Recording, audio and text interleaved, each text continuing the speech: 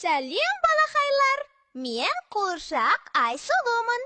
Менімен бірге оюлар әлеміне саяхатқа шыққыларың келеді ме? Ал, ендеше оюлар әлемін бірге тамашалайық. Бұл қошқар мейіз ою. Ол қошқардың иіріліп тұрған мейізіне ұқсайды. Қазақтар бұл оюды күш қайраттың, молшылықтың, берекенің белгісі деп санаған. Енді бой сергітіп алайық.